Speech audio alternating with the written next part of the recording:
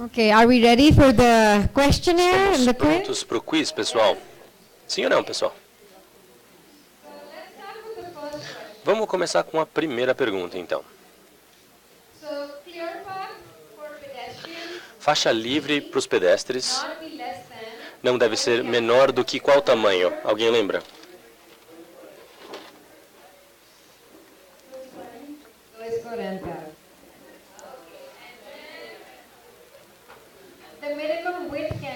E a largura mínima seria? Qual é a largura mínima, pessoal, da faixa? Muito bom, tá certo? A próxima. Em áreas urbanas, a distância recomendada para travessias de pedestre, para faixas, deveria ser qual? Quais são os valores recomendados para a faixa de pedestre? Alguém mais do fundo, vamos lá. Alguém do fundo que quer responder? Faixa de pedestre, qual a distância entre elas?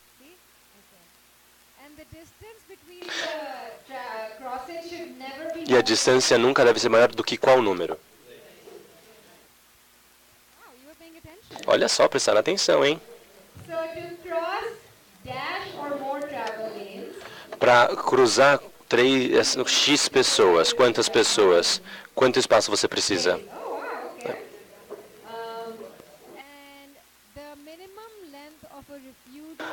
O tamanho mínimo de uma ilha de refúgio deve ser qual?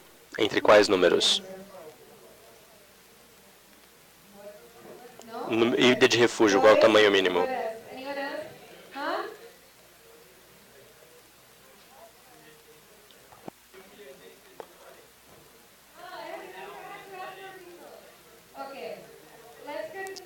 Vamos perguntar a próxima.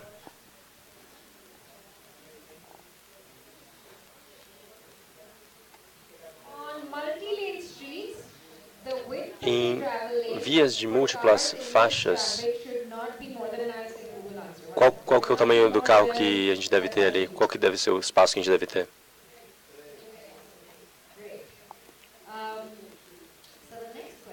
A próxima pergunta.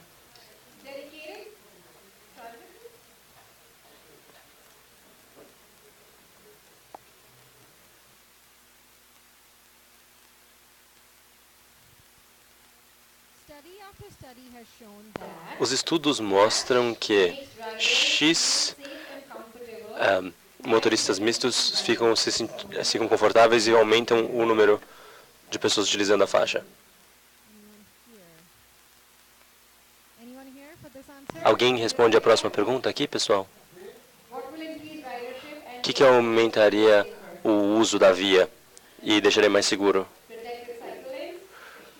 Vias de ciclofaixas protegidas, né? Pode ter mais que uma pergunta, né? Tem mais uma pergunta. O número de passageiros. O que aumentaria? A D tem um subtexto, né? Ela vem com um complemento. Se for D, a velocidade tem que ser menor do que 30 km por hora. Mas aí tem a também, que é a elevação. Se você tem entre A e B, são respostas válidas. A ciclofaixa elevada é uma boa. Faixas dedicadas teriam os seguintes benefícios. Alguém dessa área aqui, vamos lá.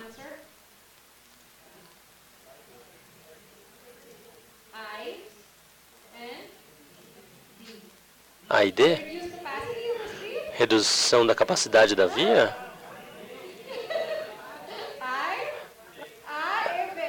A e B. Não reduzem a capacidade da via, aumentam a capacidade da via. Eu tenho que traduzir, eu estou com papel em português. No planejamento da rede, quais considerações devem ser tomadas? Quem concorda com A? Contínua? Alguém que discorda da A? Permeabilidade. Frequência?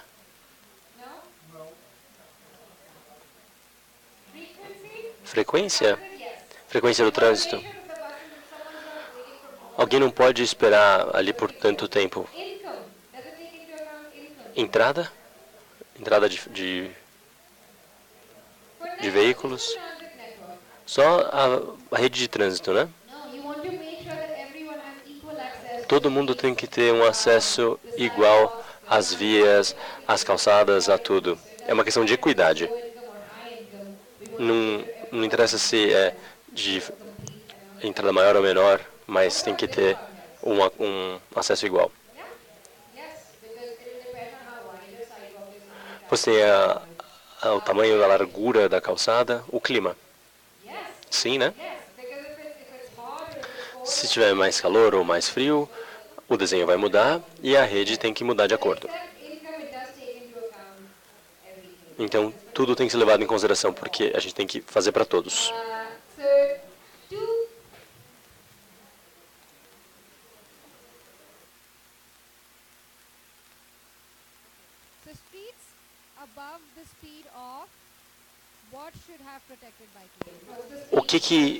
Qual é o número da velocidade que você tem que colocar proteção para a ciclofaixa, se for maior que esse? É 30, sim. E abaixo de 30, a velocidade todo mundo acertou, muito bom. As vias cicláveis, né, as vias para bicicletas, são aquelas que não têm uma área, uma ciclofaixa separada, mas o carro e a bicicleta compartilham o espaço. Quais são as características que a gente precisa para um tipo de via destas, onde carros e bicicletas coabitam? Sinalização, sim. O que mais?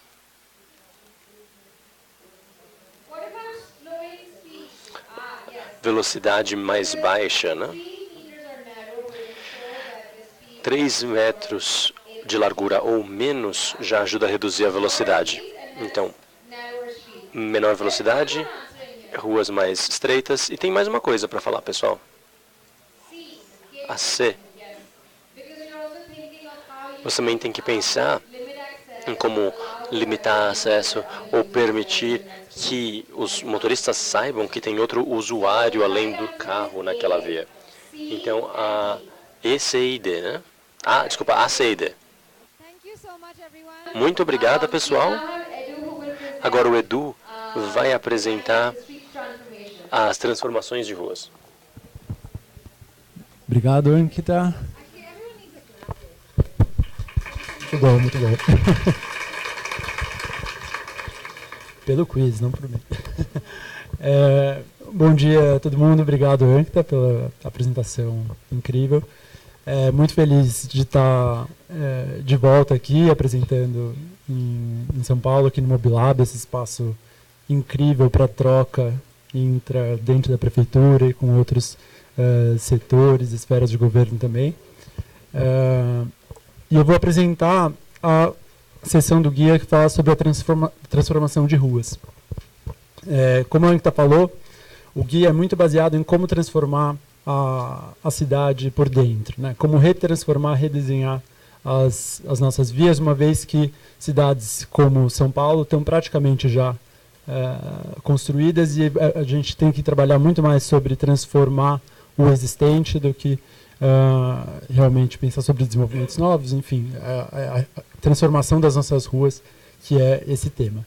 Então, o guia apresenta 6 estratégias de desenho para o redesenho de ruas seguras. Primeira delas, assegurar a acessibilidade universal. Como a Ankita já falou bastante em detalhes, né? A faixa livre é o elemento principal de circulação da calçada, ela deve ser contínua e acessível por toda a rede, as oportunidades de travessia frequentes e assim por diante. Acessibilidade universal garante que todos os tipos de pedestre consigam usar as ruas da cidade. Desenhar para velocidades seguras. Que medidas de desenho urbano a gente pode incluir para fazer com que os motoristas façam a conversão numa velocidade mais segura, garantir que o pedestre tenha bastante visibilidade, possa atravessar distâncias curtas, seja visto, atravesse em nível com conforto e segurança. Reconfiguração do espaço. Muitas vezes a transformação da rua pode ser feita só com sinalização. A gente pode redistribuir o espaço, estreitando as faixas de rolamento, incluindo faixas para bicicleta, para o transporte público, dentro do mesmo espaço que já está disponível.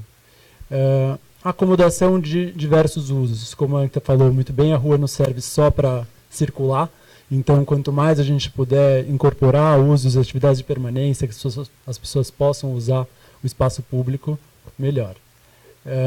Desenvolver soluções orientadas pelo contexto, tanto o contexto no sentido da cultura do lugar e do país, e como as pessoas costumam se deslocar e usar os espaços, mas também dentro de uma mesma cidade, dependendo do bairro, de como é a rede de ruas e de qual contexto, o volume de pedestres, etc., as soluções para as ruas também devem mudar de acordo. E começar por algum lugar.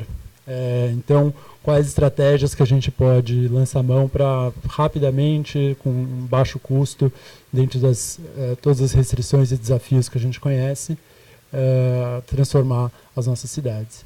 Então, as tipologias de ruas apresentadas no guia, mais do que definir, já que é um guia global que se pretende servir para vários contextos, cada cidade vai ter os seus tipos de rua, mas acho que a principal mudança é passar de uma classificação funcional das vias para uma classificação mais holística que leve em consideração aspectos do contexto para sua definição. Então, a gente tem, por exemplo, uma rua principal de bairro, poderia ser uma centralidade de bairro. O guia mostra muitos exemplos que tem estudos de caso e exemplos de como transformar certos tipos de rua para acomodar os meios de transporte sustentáveis e atingir as qualidades que foram explicadas anteriormente. Então, aqui, por exemplo, o alargamento das calçadas nessa rua, tem no centro do bairro um alto volume de pedestres que vão se beneficiar de calçadas mais largas, a ciclovia protegida pelo estacionamento, por exemplo, bem associada com a estação de compartilhamento de bicicleta ou com os paraciclos, o ponto de ônibus avançado, que permite que o ônibus pare na própria faixa, sem ter que fazer a baia, e as ilhas de proteção do pedestre, que são muito importantes para reduzir, encurtar a distância da travessia e fazer a travessia poder ser feita em fases. Ainda nesse exemplo, dependendo da extensão da quadra e do contexto, a gente pode fazer sentido incluir uma travessia de meio de quadra, nesse caso uma travessia elevada, como uma alternativa. Todos esses elementos juntos fazem com que o pedestre possa navegar aí nessa rua com conforto e segurança, e aumenta o conforto e segurança de todos os usuários. Um exemplo de caso, de antes e depois, esse é o exemplo da Segunda Avenida em Nova York. Você vê que antes tinha uma ciclofaixa, que eles chamam de ciclofaixa convencional no contexto americano, que é só essa pintura, e depois teve a inversão, com o estreitamento das faixas, encorajando velocidades mais seguras, e a ciclovia protegida pelo estacionamento e a inclusão das ilhas de proteção do pedestre. E aí os dados, que é muito importante, sempre, como a Hannah falou, os projetos baseados em evidência, né, testar, medir, comparar e ver qual foi o resultado. Então teve uma redução muito grande no número de acidentes, número de atropelamentos, lesões e feridos em geral. E também 50% de aumento nas vendas do comércio local. Comércio de rua, que a gente acredita que ativa os espaços públicos, aquele comércio desejável para as ruas da cidade.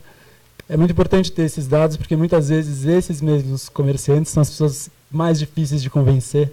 Falam, não, minha vaga de estacionamento, não, preciso fazer carga de descarga. E é preciso, claro, levar em consideração as demandas deles, mas também ter dados que mostrem que os transportes sustentáveis podem melhorar o desempenho desse comércio.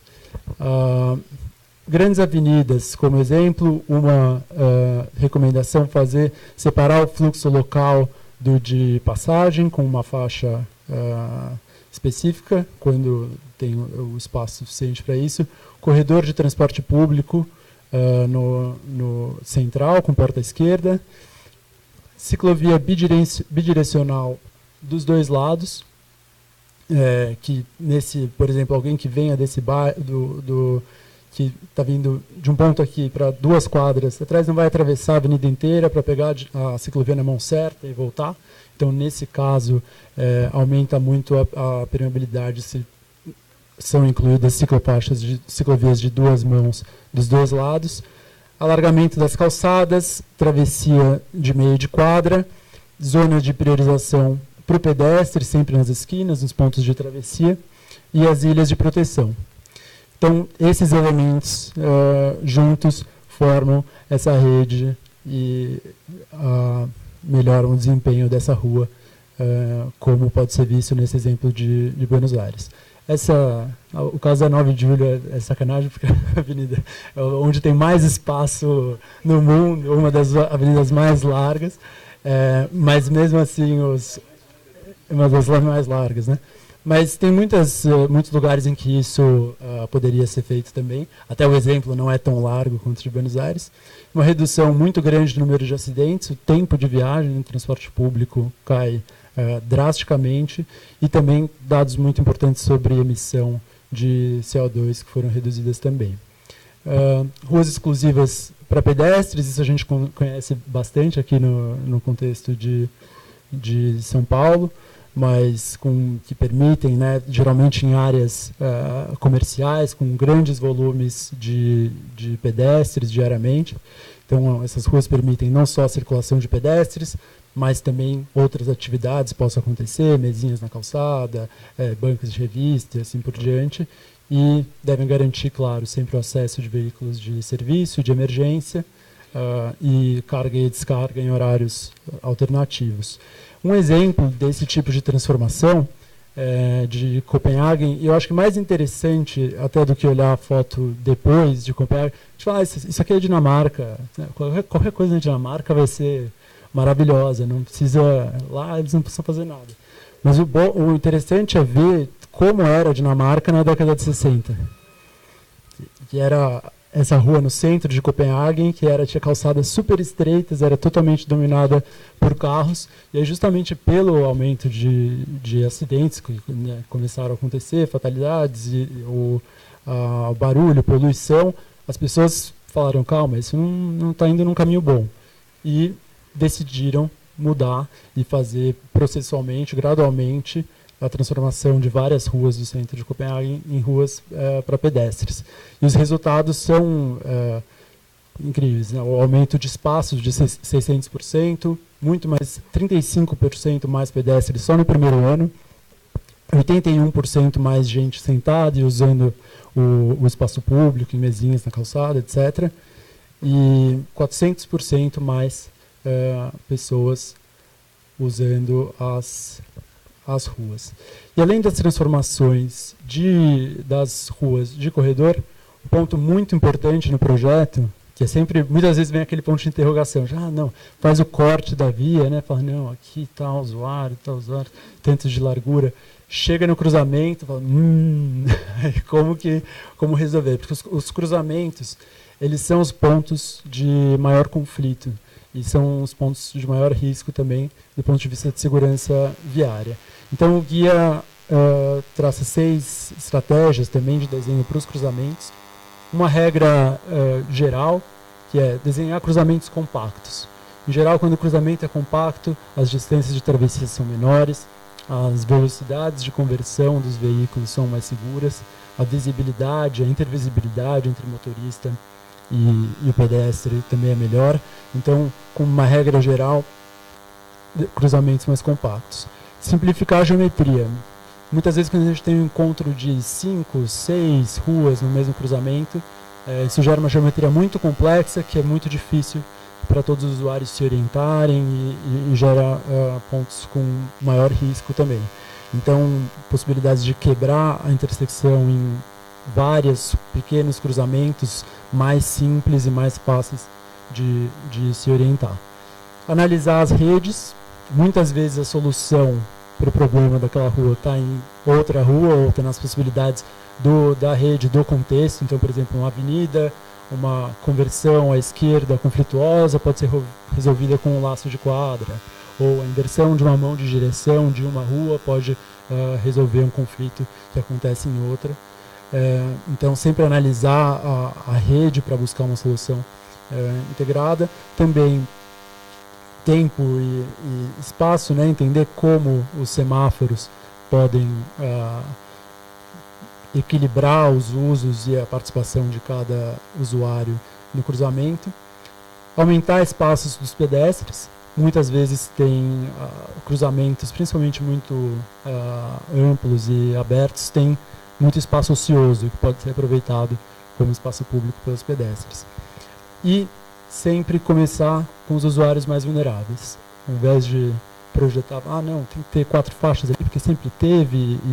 Não, começa, calma, a calçada tem 1 metro, isso não está certo de jeito nenhum. Então, começar sempre ao contrário, pensar nos usuários mais vulneráveis primeiro e depois acomodar todos os outros meios de trânsito motorizado. Então, aqui um exemplo de uma rua bidirecional, uma rua de 2 mãos, uma rua de mão única. Os raios aqui de curvatura são muito abertos, encorajam altas velocidades. Faixa de pedestres incompleta não é tão comum aqui em São Paulo. Em geral, a gente sempre tem o zebrado. Nem sempre tem faixa, mas é difícil a gente ter esse tipo de faixa. Veículos estacionados na esquina reduzem muito a visibilidade e obstruem a faixa de pedestres. Então, com raios de curvatura menores, eles encorajam velocidades mais seguras de conversão. A ilha de refúgio para o pedestre. Eu não vou repetir muito porque a Ankita já apresentou muito bem cada um dos elementos. A ampliação da calçada, né, também incluindo o ponto de ônibus. Aqui, um cruzamento com menos espaço pode ser transformado num cruzamento elevado, dependendo do contexto e dos volumes. Tendo volume alto de pedestres e não tão alto de veículos. Então, a redução do raio de curvatura também, melhorando a velocidade de conversão, ampliação da calçada e a criação desse cruzamento compacto, elevado, no mesmo nível da calçada. Então, que ao invés do pedestre ter que descer um degrau para atravessar a rua, é o carro, quando entra, ele tem essa deflexão vertical, tem que prestar mais atenção, reduzir a velocidade e negociar a situação de conflito no próprio cruzamento. Cruzamento de 2 grandes avenidas. Recomendamos sempre remover a faixa de conversão. A criação do cruzamento compacto.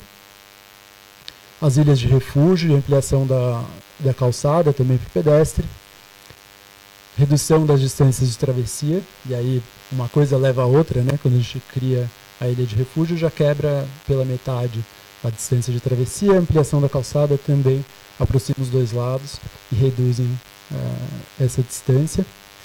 E aqui nesse caso, das ciclovias é o tratamento de ciclovia protegida, né? Então a gente tem ciclovias nas 2 vias unidirecionais e tem esse sistema que funciona como se fosse uma rotatória para o ciclista fazer a conversão. Então, por exemplo, alguém que vai fazer essa conversão à esquerda pode fazer a conversão holandesa em 2 fases.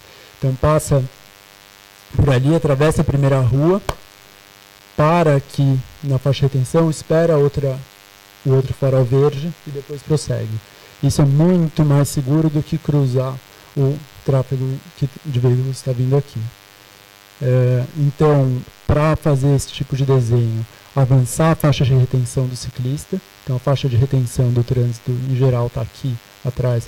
O ciclista está na frente, então ele tem essa vantagem na hora de sair, e isso vai reduzir o conflito aqui na hora da conversão. Melhora muito a visibilidade do carro em relação ao ciclista. Essa distância aqui é muito importante nesse sentido, porque o carro pode, ao invés de, ao fazer a conversão, quando o ciclista está muito perto, ele pode estar num ponto cego. se o carro está fazendo a conversão e olha o ciclista mais de frente, próximo de um ângulo reto, a visibilidade é muito melhor e a chance de evitar um acidente é maior.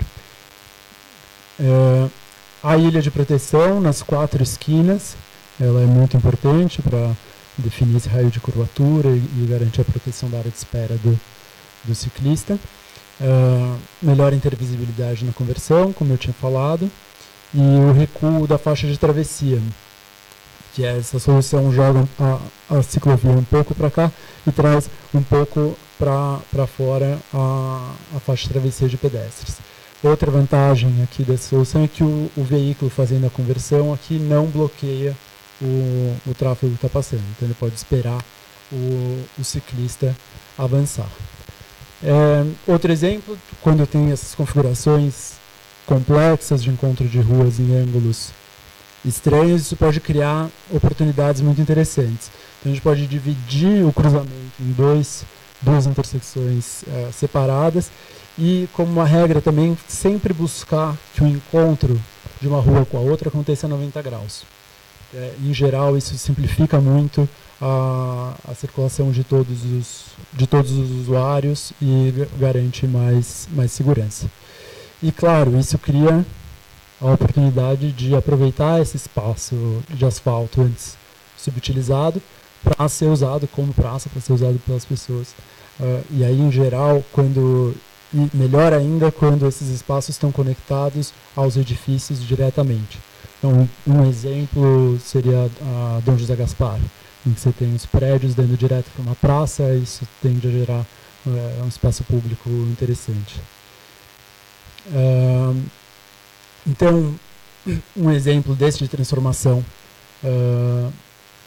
ganhando muito espaço público para o pedestre, é a transformação da Times Square de Nova York, que é bastante publicada, divulgada e conhecida, e que os dados também são bem interessantes, né? De antes e depois, tanto de uso do espaço público quanto de melhoria em termos de segurança viária. Então, a transformação da Times Square é um processo bem interessante enquanto processo e o seu faseamento, né? Isso é a Times Square antes de ser fechado um dos tramos da Broadway, é uma das praças mais conhecidas mundialmente, digamos, e não tinha praça na Times Square. Você vê que todos os pedestres se concentravam em umas calçadas super apertadas, 90% das pessoas circulando aí estavam circulando a pé e só 10% era espaço de calçada, espaço dedicado para as pessoas. Então a estratégia foi: a gente não vai conseguir transformar isso numa praça com uma obra civil e convencer as pessoas de que isso é a coisa certa a fazer. Se fechar uma avenida no centro de Nova York, ninguém vai topar. Então a equipe da Janete Sajikan falou: bom, vamos fazer diferente, vamos fazer uma etapa intermediária de transformação. Vamos fazer um teste, como um evento, ou como por alguns meses, a gente vai fechar e vai mostrar que funciona. Então, muito rapidamente, com poucos recursos, só tinta, mesinha, guarda-sol, os vasos e tal, foi feito o fechamento. E aí, aos poucos, as pessoas foram percebendo que, de fato, ficou muito melhor para o pedestre, o trânsito não piorou, a segurança viária melhorou, o comércio, que estava morrendo de medo, ficou feliz da vida, porque carro não compra nada, as pessoas a pé conseguem fazer compras. Então, os benefícios foram muito maiores do que qualquer eventual prejuízo, e aí sim, depois dessa experiência, com essa possibilidade de convencer as pessoas de que era o caminho certo, aí sim foi feito o projeto definitivo, com construção civil e tal, obra, fecharam. Mas foi fundamental ter tido a etapa anterior, o piloto, o teste, antes da transformação definitiva. Então, com base nisso, o guia apresenta também uma sessão sobre métricas, sobre como o processo de uma rua e como a gente mede as mudanças da transformação de uma rua.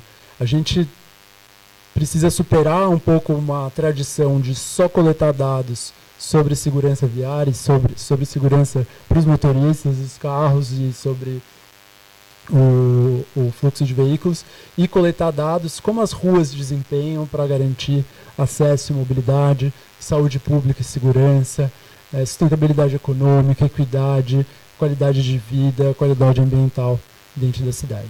Isso muda muito o que a gente vai medir, quais perguntas a gente vai fazer e quais dados a gente vai coletar. Então, para mudar a forma que a gente avalia as nossas ruas, focando em todos os diferentes usuários, a gente precisa mudar o que, quem, como, quando, onde e por que a gente mede e avalia as ruas. Então, o guia define 3 categorias principais de métricas. A primeira são as mudanças físicas e operacionais. Então, são as coisas que a gente pode medir, digamos, imediatamente depois de uma transformação ou até na fase de projeto. Então, esse cruzamento, antes a distância de travessia era de 11 metros, agora é de 6 metros. E aí, estudos indicam que a cada metro que você reduz, você tem 6% a menos de chance de acidente, então você tem uma probabilidade, a exposição ao risco do pedestre é X% menor.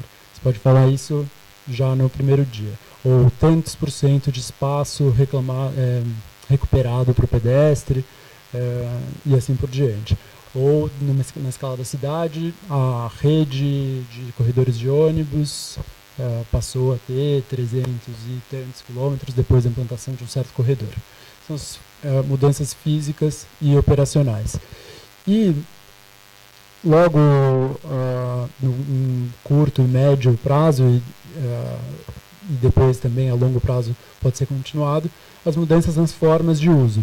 Então você pode ver numa certa rua mediu antes, quantas pessoas passavam a pé, quantas de ônibus, quantas pedalavam, e depois quantas passaram a usar cada meio de transporte, quantas pessoas passaram a usar a rua para fazer outros tipos de atividades e assim por diante.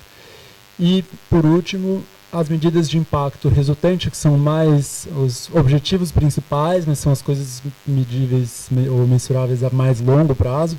Então, a emissão total de gás carbônico, por exemplo, ou a redução do número de acidentes, fatalidades, segurança viária, taxas de doenças crônicas e respiratórias, mas que são, no fundo, é por isso que a gente está fazendo todo o trabalho, certo?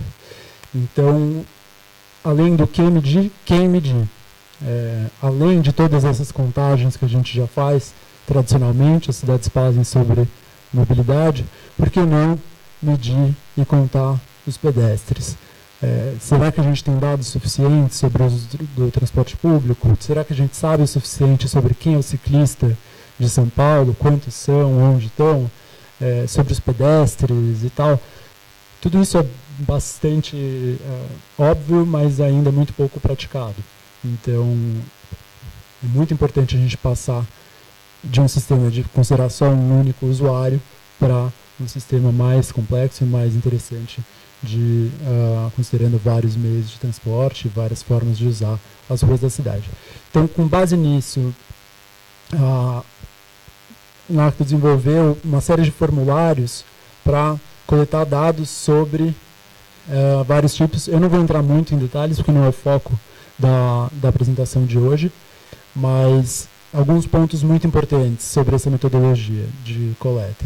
Primeira coisa, estabelecer uma linha de base. A coisa mais comum é a gente se arrepender depois por não ter coletado os dados certos antes.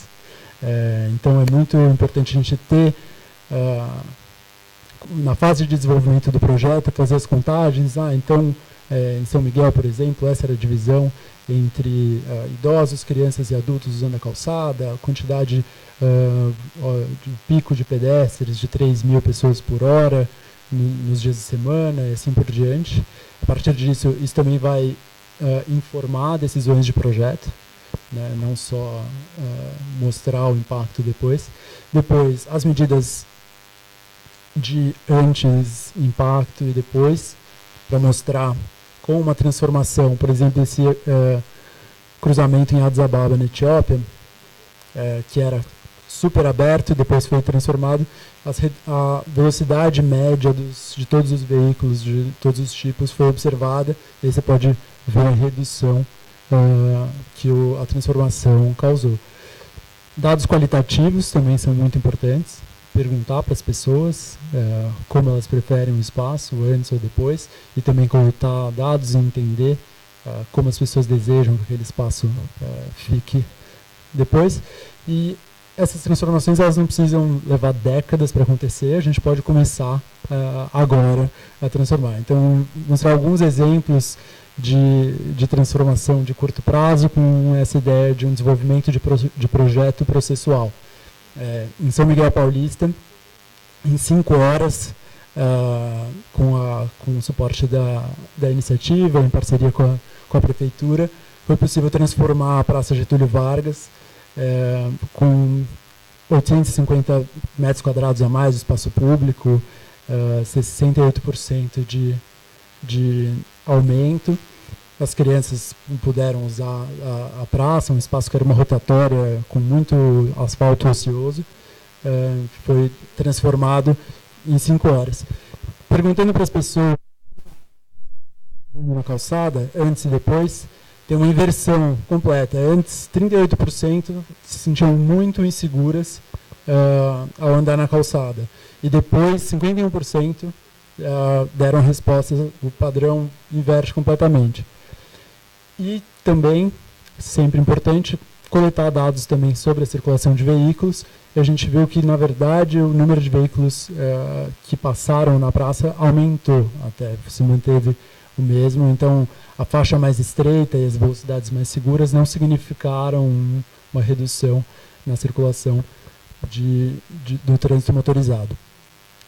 Redução de 30% das velocidades médias, entre outros benefícios. Então, uma receitinha para essas intervenções temporárias, um pouquinho de tinta, cones, vasos, guarda-sóis, mesas e cadeiras, e pessoas é fundamental para fazer a transformação, mas principalmente construir a ideia e chamar a comunidade para participar durante os eventos e as transformações. A gente acha que o engajamento e a participação é muito importante nas etapas de formulação de projeto, mas também o dia do evento é uma grande oportunidade de mostrar para as pessoas o que é possível, como é possível transformar a rua, e também faz parte desse processo de engajamento. Essa foi uma transformação de 1 ou 2 dias, né, feita em Santana no ano passado. Fortaleza, que é a cidade que eu tenho trabalhado principalmente, teve essa transformação no bairro de Cidade 2000, uma área de asfalto de estacionamento ociosa foi transformada em praça. Um exemplo da primeira plaza de Nova York, da primeira experiência com pintura e mobiliário. E essas medidas transitórias, elas permitem ação imediata. Você transforma o espaço e já demonstra como ele pode ficar, sempre visando a transformação permanente depois. Exemplo de Bogotá, essa área de estacionamento ociosa também aqui, foi transformada primeiro como um evento, em um dia, depois foram coletados dados, as pessoas foram entrevistadas, perguntadas, e depois passou por um processo de transformação, sei lá, com 4, 5 meses de duração, com o objetivo de ter essa transformação permanente. Então são testes em escala 1 para 1, uma forma de fazer projeto que permite avaliar rapidamente a transformação de uma rua. Essa experiência em Mumbai, na Índia, Bogotá, que a Anitta mostrou também mais cedo, transformação de uma zona escolar, muito interessante. E a ideia de mostrar para a comunidade que é possível, a rua pode ser diferente, é um dos principais objetivos desses exemplos. Então, aqui no caso de Fortaleza, de Cidade 2000, talvez as pessoas não imaginassem que a rua delas poderia ficar dessa forma. Então, antes da intervenção, os moradores estavam relutantes ou não tinham muita certeza se aquilo era bom, o comércio também. E aí, no final, a Isabel organizou, junto com os moradores e com os outros comerciantes, um abaixo-assinado para falar, não, vocês não vão tirar isso aqui daqui a 2 semanas, não, a gente quer que fique para sempre. E aí teve esse abaixo-assinado que ajuda muito a mover a intervenção para as próximas etapas também. Então, uma última parte, estava conversando com a Rose agora há pouco, que a gente vem conversando aqui, muitas vezes internamente a gente prega para convertido, a gente está bom, todo mundo concorda, tal, a gente quer fazer isso, mas é que na hora de fazer tem outras. Então sempre tem argumentos contrários que é muito importante a gente estar armado para responder a esses argumentos. Primeira coisa, não, você vai reduzir a capacidade da via, você está tirando faixa e tal. Então, como a Eunice mostrou, muito pelo contrário. Ruas multimodais são mais eficientes, elas transportam mais gente. E transportam mais gente ao mesmo tempo em que conseguem criar espaço público, garantir carga e descarga, e etc. Então, mudar a ideia do que é eficiência de uma rua é muito importante. Outro argumento muito comum, o trânsito vai piorar, vai ser o caos e tal. Então, imagina que a gente tem uma rua com 4 faixas. A gente pode reduzir para 2 para criar uma faixa de ônibus e criar uma faixa de bicicleta. No começo, o trânsito vai piorar. Na primeira semana, com certeza vai piorar, porque as pessoas vão fazer, que estavam indo de carro, vão fazer a mesma rota e vão usar a mesma rua e vai ser...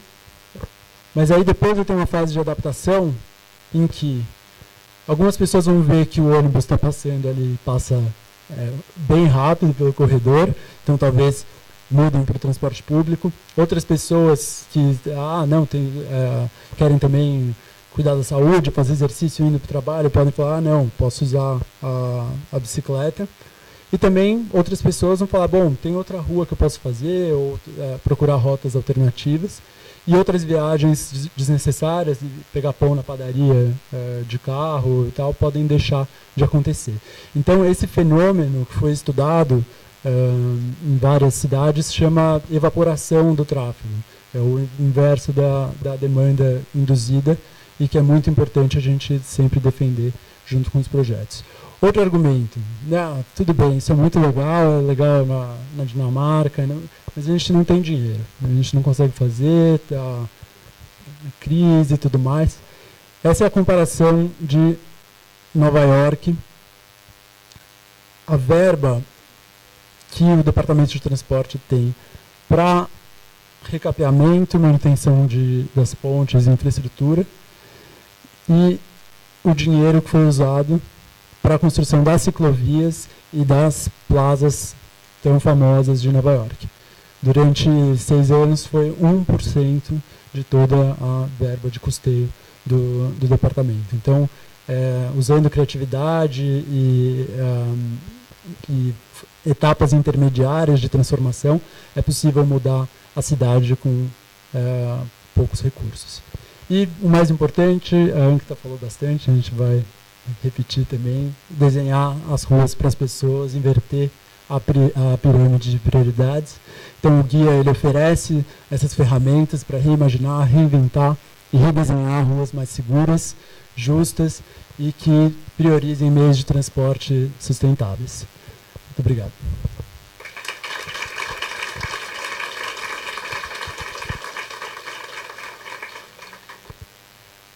Agora, eu acho que a gente vai abrir para uma perguntas e respostas, a que está vindo também, a Hannah. Quanto tempo?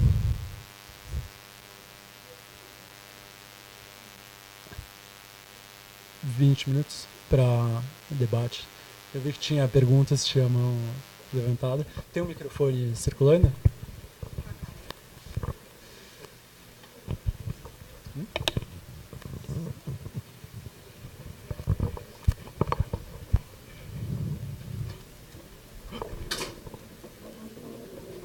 Alô?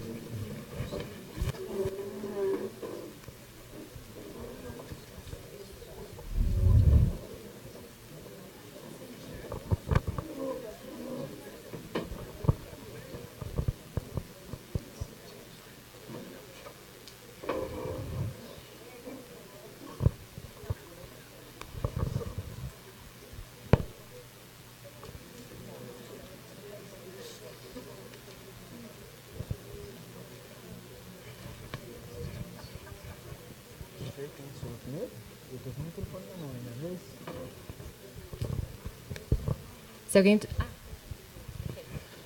Bom dia. Eu ia falar que eu sou um convertido, mas eu acho que, como eu estudei arquitetura, na verdade eu aprendi assim. Mas, sim, é importante a gente fazer um exercício do advogado do diabo, né? Então eu ia perguntar para você, a gente vê as soluções, e a gente vê antes e depois, geralmente, também, né? E tudo parece um processo meio mágico, assim, né? Que as coisas surgiram. E esses dados, eles são muito importantes, e cada vez mais a gente precisa divulgar. Mas eu acho que seria importante a gente trabalhar ou apresentar, talvez até um estudo específico de caso, né? Como que se deu esse processo todo de transformação, né? Essas diversas resistências que as pessoas têm, né? Naturalmente elas têm, a gente como ser humano tem resistência geralmente a mudanças, né? E apresentar elas aqui, né? Porque, por exemplo, uma coisa rápida que eu vejo muita gente falar se a gente mudasse, reduzisse todas essas vias, né? Em que momento entra o aumento da oferta, por exemplo, do ônibus, né? Se só fechasse a rua e falasse aqui passa ônibus, sem aumentar a quantidade, porque a pessoa naturalmente ela não vai poder mais ir de carro, não é bem um não poder, mas ela vai perceber que é inviável ir de carro. E a gente não tiver uma mudança também na quantidade de transporte, de ônibus, a oferta de ônibus, esse é um senso comum que as pessoas falam, né? Eu vou ficar mais preso no trânsito, então eu vou ficar no ônibus mais lotado, porque a gente não tem uma oferta de metrô. São Paulo tem sei lá, 70 quilômetros, 80 quilômetros de metrô, né? Então, assim, é meio absurdo, né? De toda a história do metrô, a gente ainda só tem isso, né? E em 6 dias a gente em 3 dias inaugurar 6 estações, né? Como se fosse bonito isso, por exemplo, né? Então, assim, como funciona isso, né? Esse processo é mais importante do que o fim, né? Talvez o processo é o que seja mais interessante, inclusive, do que a própria finalização, né? Então, não sei se para a próxima ou para um pequeno debate agora, entender isso seria legal. Não sei. Por favor, usar com fone de ouvindo. Obrigada. Pessoal, por favor, coloquem seus fones. Eu acho que você tocou ali no, né, sei lá, acertou na mosca. O processo é muito importante. E engraçado quando você fala assim, nossa, que parece mágica, e de fato é mágica às vezes, porque você fica muito tempo falando com as pessoas, desenvolvendo relacionamentos, indo e voltando, fazendo acordos, discutindo. E quando você faz a mudança, quando você vê a mudança na sua frente, aí você começa a acreditar. Né? Tudo bem, você falou, discutiu, às vezes com essas intervenções temporárias a gente muda até a percepção, porque as pessoas veem ali a mudança na cara. Veem como o espaço que antes era ocupado por carros e cruzamentos perigosos se tornou um espaço para as pessoas, onde as crianças brincam, quando você antes nem deixaria elas andarem ali. Agora, aquilo que você falou sobre o aumento de disponibilidade de transporte coletivo, por 50 anos a gente falou, olha, os carros vão ser o futuro, a gente construiu toda essa infra para os carros, toda vez que, sei lá, há um ponto de congestionamento, a gente demole prédios, cria viaduto, e cada vez tem mais gente na rua, mais gente nos carros, e virou uma sinuca de onde você não consegue sair. Mas você pode aumentar a demanda dos pedestres, a demanda de ciclovias também, se você agir progressivamente. Por exemplo, você, sei lá, faz um dia sem carro numa rua X.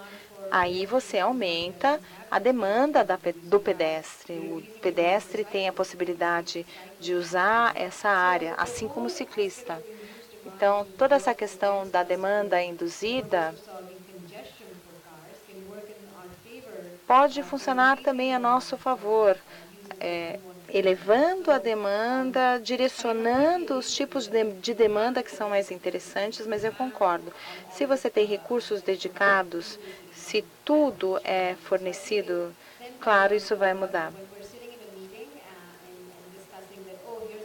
Às vezes a gente está sentado numa reunião e a gente fala assim, olha, é isso que a gente está pensando, a gente tem uma opção, a gente pode, sei lá, tirar uma faixa de rodagem e colocar uma ciclovia. O que a gente quer, espera, na verdade, que vocês sejam aqueles catalistas, né, que vão apoiar essa ideia. Vocês, sei lá, os críticos vão falar, não tem ciclista nenhum, são só 3 ciclistas, mas no fim a coisa depende de uma mudança de tom na conversa. Né? Principalmente quando a gente toma essas decisões numa sala cheia de gente. Sempre vai ter quem concorde e quem discorde, o que acontece até hoje. E o importante é como realmente promover essas mudanças e como sempre se lembrar desses conceitos na hora de tomar as decisões. Bem completa a resposta da Ankita já. Eu concordo completamente assim, que esse processo é a parte mais importante, que ele não é um processo linear, que não acontece só de uma forma e de um aspecto, ele é muito multifacetado e que, de fato, por um lado, existe uma dificuldade de mudança de hábito das pessoas, isso a gente viu em muitos exemplos, só para ir num mais muito pacífico, cinto de segurança, ninguém usava, nunca vou usar, é um absurdo. Depois todo mundo fica muito provado, é claro que faz todo sentido todos os ocupantes de um veículo usarem cinto de segurança, etc. Outras transformações demoram mais tempo, fugindo um pouco do tema, mas eu acho que tem a ver. Eu estava lendo sobre o Parque do Ibirapuera, que ele ficou 15 anos vazio quando ele foi inaugurado. As árvores ainda não tinham crescido, as pessoas, o entorno não estava, enfim. E depois, de um certo tempo, ele passou a ser usado e hoje ele é, mesmo com todas as dificuldades de acesso, ele é o sucesso que ele é. Então, acho que foi um erro construir o Ibirapuera enquanto não existia a demanda para ele? Acho que não. E acho que a mesma coisa vale muitas vezes para as transformações em mobilidade urbana também. Eu acho que muitas vezes também essa transformação, concordo com você, é uma transformação cultural e gradual. Muitas vezes essa transformação ainda está em curso, mas outras vezes ela já aconteceu e só o espaço que ainda não se adaptou. Acho que um bom exemplo foi a expansão das faixas de ônibus em São Paulo. Acho que ficou muito claro, a cidade já estava muito preparada para isso. A mudança foi aceita, a resistência foi pequena e a aceitação foi muito rápida, porque melhorou muito a eficiência do transporte público, as pessoas não tinham, contra os fatos, não tinha argumentos. Então, acho que esse processo é multifacetado, mas acho que acompanhar e sempre levar isso em consideração durante as transformações dos projetos é fundamental.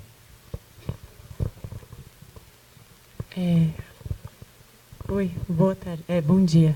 Meu nome é Juliana. Eu acho que faltou uma palavra nisso, que é a coisa de uma vontade política.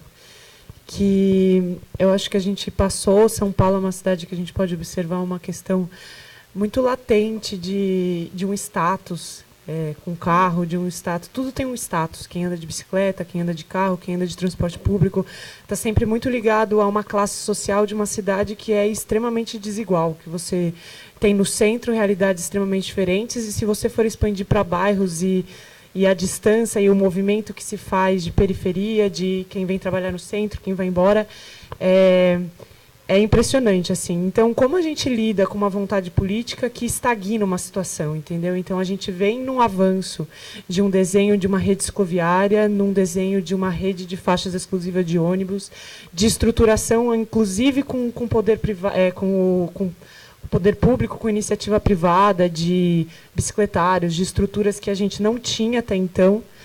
E, de repente, vem uma gestão, vem um tipo de pensamento que estagna ou até volta no que a gente avançou. Então, assim, como que a gente faz para lutar contra uma vontade política que não existe e que impede que a gente avance quando a gente já sente que a cidade precisa, que as pessoas entendem, mas existem elementos, pessoas que ocupam lugares extremamente representativos e que regridem absurdamente. Então, se eu for falar como ciclista, que também comecei a pedalar todo dia numa época em que veio ciclovias, eu sinto profunda diferença no comportamento dos motoristas de 2 anos para trás, para cá, entendeu?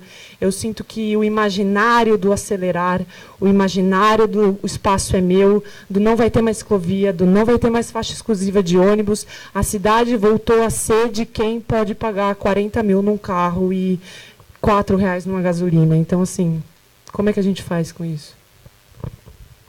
Acho que é uma pergunta que sempre vai estar presente, né? Acho que esse processo de transformação na cidade sempre vai ter conflitos e divisões sobre como ela não deve ser.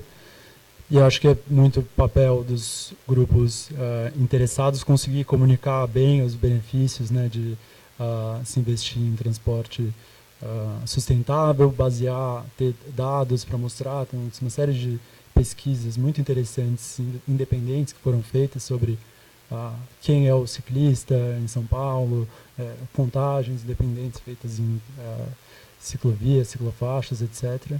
E são parte da democracia e dos espaços de representação. Eu acho que a contribuição que organizações como a ANACTO e eu acho que as universidades fazem, outras organizações, a iniciativa também, é de dar respaldo técnico e trazer informações técnicas, experiências internacionais, mostrando que essas transformações são possíveis, desejáveis e trazem benefícios e aumentam a eficiência da cidade. Por favor, Uzair. Fone de ouvindo. Firstly, thank you for that question. I was waiting that someone will at least say, and realize that or bring this up, that we as designers and as planners and, we think very rationally, we think... Perdão. Ela está ouvindo? Então, ela está agradecendo pela pergunta e fica feliz. Se a gente precisa de mais pessoas se movimentando, nós precisamos de faixa de ônibus, nós precisamos de opções para a bicicleta, mas cidades não são feitas só de decisões nacionais, mas também de política e políticos e as pessoas que tomam essas decisões e grandes egos e pessoas que querem se servir. Mas não é só São Paulo. Eu acho que no mundo todo a gente consegue ver essa mudança enquanto que o pessoal gosta das coisas. As coisas estão... Esse populismo, né? A gente tem os Estados Unidos, por exemplo, agora. A gente tem a nossa sede nos Estados Unidos. E se você olhar o Oriente Médio e vários outros lugares. A pergunta é, como é que a gente pode tornar isso parte da cultura pop? Os carros se tornaram descolados, legais, porque nós criamos essa característica na nossa cultura. Tem um lobby dos carros que quer vender carros, e aí eles colocam dinheiro para evitar que as pessoas não usem uma coisa, então elas querem que as pessoas usem carros, mas agora a gente tem a automação. Tem várias coisas acontecendo, e isso... Tem a questão da cultura do consumidor e a cultura pop que coloca o sonho de, nossa, essa é a vida perfeita com um carro. Então, às vezes, você tem mensagens menores onde você está mostrando aquele cara legal que sai do carro e aí todas as ruas estão sempre vazias e o cara está dirigindo seu carrão e indo por aqui e ali. Isso não acontece na vida real, é só um sonho que eles estão vendendo, né? E como é que a gente vende esse sonho de um mundo melhor? E como é que a gente faz que as pessoas achem que caminhar é legal ou que andar de bicicleta é legal? A gente tem que fazer isso acontecer não só para as pessoas que moram nas cidades, as pessoas que trabalham com o projeto de cidade, mas pessoas que trabalham com jornalismo, pessoas como essas e pessoas como vocês têm que espalhar essas ideias. Você tem que entender Nós temos que entender e ajudar a disseminar essas ideias, disseminar essa demanda. Eu falo, olha, eu comecei a andar de bicicleta e é mó da hora, meu. Eu acho que é bem mais legal do que andar de carro. E aí essa mudança, ela vai começar a unir as pessoas e elas vão pensar da mesma forma e vão pedir que essas mudanças aconteçam. Todo mundo tem a sua própria opinião, é claro, é uma democracia e todo mundo tem as suas opções. A gente não vai tirar nada de ninguém. A gente está tentando dizer que todo mundo tem que ter a oportunidade na rua de ter lá estar lá com a sua equidade. Também tem essa ideia do que a gente mostra que é legal, o que é descolado, o que é da hora e qual que é o status. Não sei se isso vai mudar, mas eu espero que nós precisamos pelo menos que a gente consiga plantar a sementinha e aí a próxima geração comece a pensar mais e a geração seguinte talvez não goste mais de carros. E nos Estados Unidos e muitos outros países, o número de passageiros no carro e as pessoas que já iam para a faculdade se formavam com uma licença de motorista, uma carteira de motorista, esse número vem diminuindo e as pessoas estão começando a andar mais de bicicleta. As coisas estão mudando, sim, mas demora. E a gente pode tentar fazer com que isso pareça que esse seja o sonho, né? Não dirigir.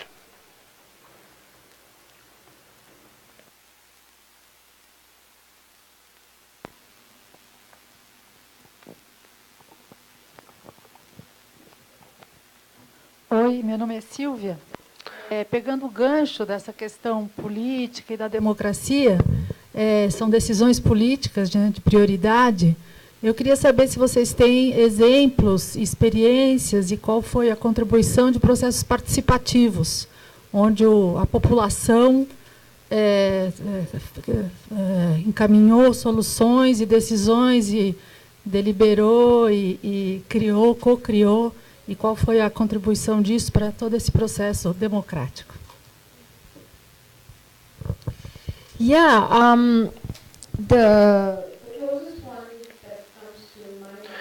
O que me ocorre agora é o de Nova York. Eu não sei quantos de vocês já ouviram falar disso, mas teve um projeto que começou chamado Projeto Plaza. Esse projeto, ele estava querendo ganhar o espaço de volta nas ruas, onde tinha espaço sobrando, e as áreas na cidade que foram mapeadas, que tinham menos espaço público ou espaço aberto ou disponível para os usuários.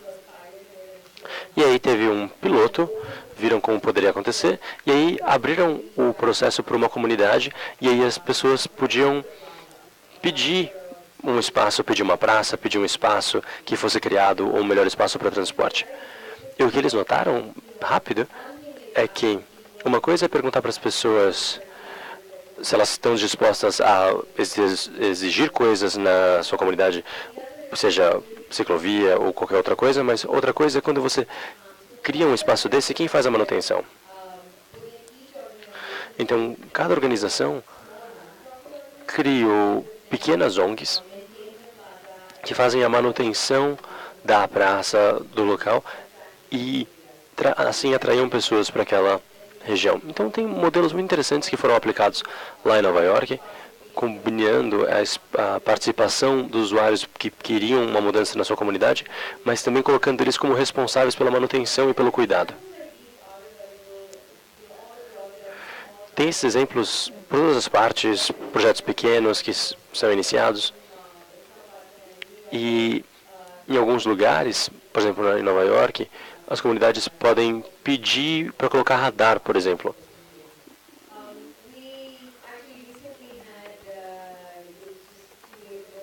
Há 2 dias saiu um comunicado no local onde a gente está fazendo uma transformação e a gente está tentando entender o que as pessoas precisam. E eu acho que é muito importante entender da comunidade o que a comunidade precisa. Então nós temos que defender que a comunidade participe das decisões e as formas como isso pode acontecer. E eu consigo até pensar de mais exemplos e passar para você, mas esse foi o primeiro que me ocorreu aqui. Mas se eu tiver outras lembranças aqui, se eu lembrar de mais casos, eu falo para você também. Mas está acontecendo em vários lugares, viu?